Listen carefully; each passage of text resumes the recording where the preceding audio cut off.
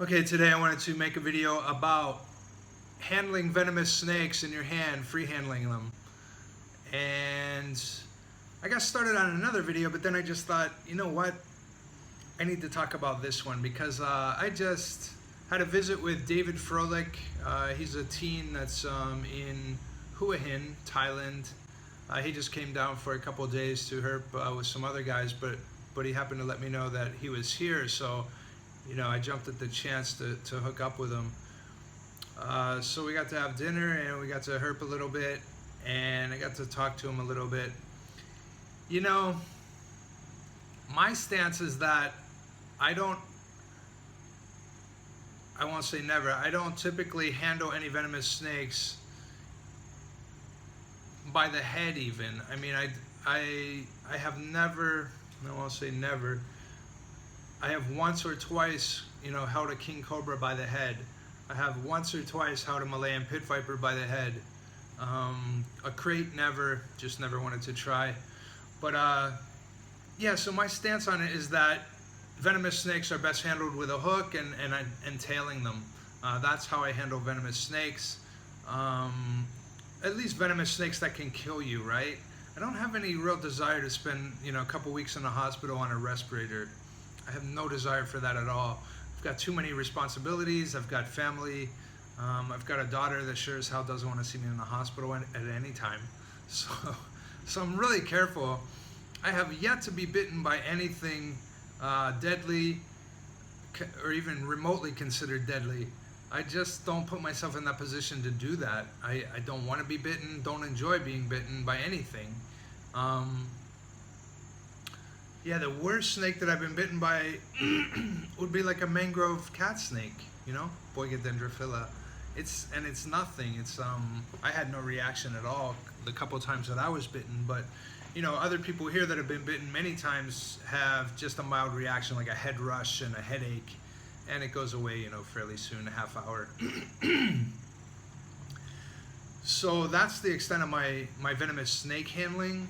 I'm comfortable with monocle cobras. I'm comfortable to some degree with king cobras. I mean, they're not fun to handle for me. I'm stressed as I'm handling it. I'm very aware that the thing could kill me anytime, and so I don't do it often. But yeah, I do it. For the video, you might have seen the video where we take the king cobra. It's only 2 meter. We rescued it from a trap. It was near death, or that as far as we thought. It was probably just cold and exhausted, but yeah, but it rehabbed in a couple of days and it was fine, and it had more than enough energy. It had a great amount of energy, and that was scary. It was definitely scary to handle that thing. It was so fast and so deadly. So it doesn't happen often, but I do handle venomous snakes like that. I'm very comfortable with kraits. I don't ever handhold a krait. I don't see any reason for it. Not too keen on that venom circulating through my bloodstream and lymphatic system. But people do. I mean, David that was here, free-handled a Malayan pit viper and got too close. I mean, he did things that, are risky already, within minutes of meeting him. So, I mean, I met him before.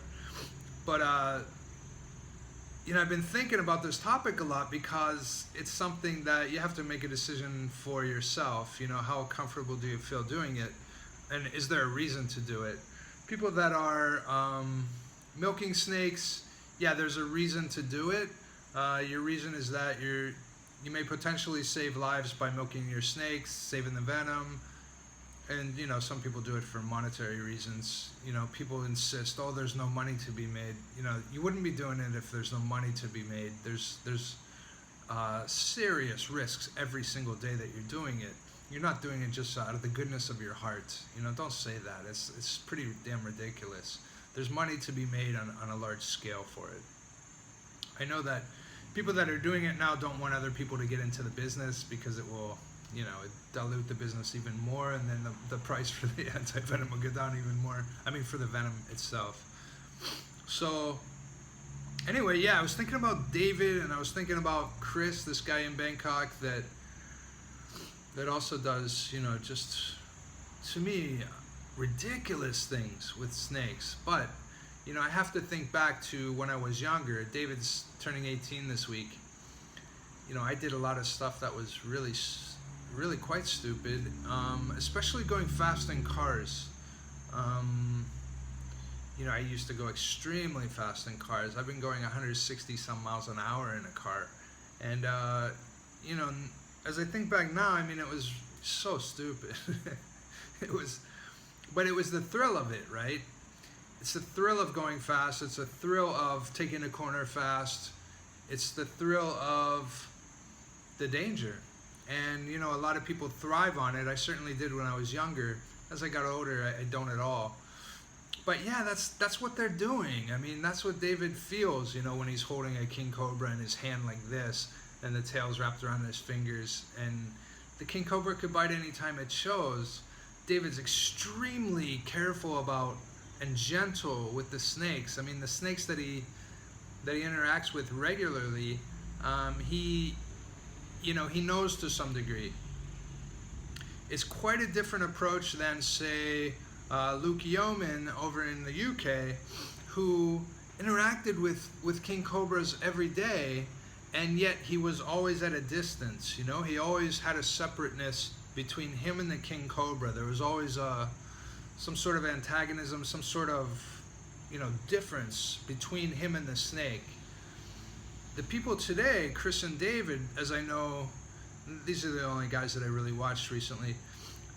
There's no real difference. They're treating the king cobra as a dog or a cat or a ferret or something like that, where you get close to it and you sort of, like, in your mind, I guess, you befriend it.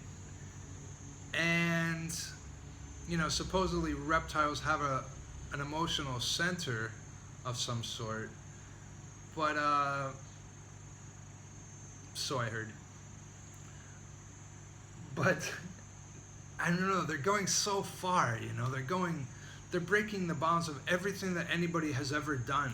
I've never seen anybody do this, except a snake handler from from Vietnam, who was working at the Koh Samui show, who I saw handle a king cobra as if it was a pet. But he was also, he really did. And I don't think David or anybody has ever seen that. I don't know where David and Chris got their ideas from to do this, but it's absolutely amazing to watch because it's so dangerous. It's one of these guys will, they've already been bitten. I know that David has already been bitten by a number of things, but some seriously venomous. But one of these guys is going to get bitten by something bad, and then is that going to change their idea? Like, if I had a car crash when I was 19, a bad one, and I ended up losing my hand or something, probably I wouldn't drive that fast anymore. So is that what it's going to take? I'm not sure. I hope not. Anyway, so yeah, people do as they wish. David and Chris are pushing the bounds of any relationship between a man and a king cobra, a man and other venomous snakes, pushing it further than I have ever seen. And again, I'm not so knowledgeable on the topic. There might be people that are doing it and have been doing it for the last 15 years. I don't know. I don't really watch it. As soon as I see somebody pick up a venomous snake like this, a pit viper or something, I just shut off the channel. It's just not interesting to me. But since I knew David, and then for some reason I found Chris's feed on, I think it was Instagram, and for some reason, I guess maybe it was David's friend, it was suggested to me or something, and I saw a snake there that I thought was cool, so I joined his feed. But yeah, I saw Chris do it too, and I was like, holy crap. So it's my idea that, it's better to be as safe as possible. Don't pick up the snake if you don't need to. Tailing it with a hook like this, to keep the head part away from you is fairly safe once you get confident doing it. Once you have a lot of experience, and you'll get experience with non-venomous snakes at first as you practice with them. It's really practice, and then you learn about the venomous snakes and how they react. Each snake species has a pattern of behavior, it's a range of behavior, right? It can do this to this, and occasionally it does something, you know, crazy. You know, it'll, if you saw my king cobra striking fastest, I think call it like fastest king cobra video, that king cobra was safe where it was behind a log. You know, it wasn't being it was, Jackie was like, you know, making crazy movements like 2.5, 3 meters away, but that king cobra launched itself up the incline log and fully hooded and could have owned Jackie. I mean, could have had him, because Jackie was half in the cage. You know, he had to duck his head to get inside the door of the cage, and his head was half in there.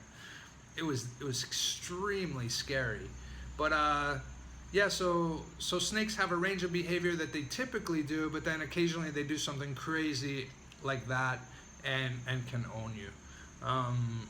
So to me, handling venomous snakes is not completely in your control, and it's not even, you're not even as in control as I was driving fast on the road whenever something mechanical might break on my car, because I kept my car in really good shape. But still, something can happen, right? It's maybe 1 out of 1,000 things can happen, and then send you to the hospital or send you to the morgue. But with a venomous snake, you know, it's not 1 out of 1,000. You're holding a snake that is built to kill you, and anything can set it off. Can be like a movement, can be the swallow of your, I was just looking at the video, can be like that, you know, and maybe that for some reason alerts him, you know, your Adam's apple, and then all of a sudden, you know, it turns into like beast mode or something. You just don't know what it's gonna be. One guy at the snake show had a pendant. It was a gold pendant. As he was doing the show, the pendant swung, and for some reason, I believe it was a monocled cobra, that got the monocled's attention, and he bit the guy. You know, he bit him like right here, but it was just a surface bite. You know, the guy backed away just in time. But things like that happen. I mean, you know, who the hell would think? I would have thought, but you know, these guys don't always think about every single variable that could affect the snake and take that into account. You know, he didn't think that thing swinging on his neck was anything, but it was. So yeah, I don't know. I don't agree with people that handhold venomous snakes. I don't, but I do understand where they're coming from. I do understand they're coming from a place where, wow, this is the biggest thrill in the whole world I can do right now. Maybe I can't drive fast. Dave drives fast on his motorbike anyway. But like, and he climbs high things. David's got a real like adventure streak. But you know, he's like holding this venomous snake that could kill him, and to him, that's the coolest thing in the world that he can do. That's the thing that makes him feel alive. And I don't agree with it at all, but you know, I see where he's coming from, and it's hard. I mean, how can we judge from the outside? You know, if he has enough insurance, if he knows what he's doing, he obviously knows what he's doing. He's been bitten many times. He's still doing it. You know, so the guys that do this, they're doing it for their own, I mean, they have to live their own lives, right? I think so. What sucks is that it will affect other people. You know, when he's bitten, will affect his parents, will affect his girlfriend, will affect everybody. You know, what sucks is that these two guys in particular, though they're doing their own thing, they're sharing it on social media, which presents it to a whole host of other people that haven't really got the skills or they don't really understand what the hell they're doing, and they're trying it, you know. So, you know, kids, you know, maybe in high school or anybody that are impressionable are trying it themselves and getting bitten. Some people are gonna die because of it, you know, because they see David doing it. David's extremely good at it, but you know, at some point, you know, and if you're just starting out, you don't know how to start out, you know, to first handhold your venomous snake, and bam, it bites you, and you're like screwed immediately.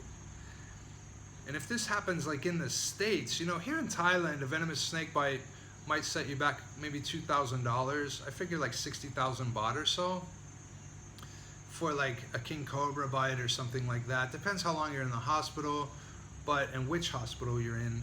But a public hospital, you'd be set back like 60,000 baht or so. It's not really a huge deal. In America, you get bit by even a rattlesnake, and you're set back like $150,000. You know, there's quite a big difference. Anyway, so that's my thoughts. Those are my thoughts on it, and you know, people do it as they wish, and you will too. You have to make your own decision for yourself. All right, that was a hell of a long talk.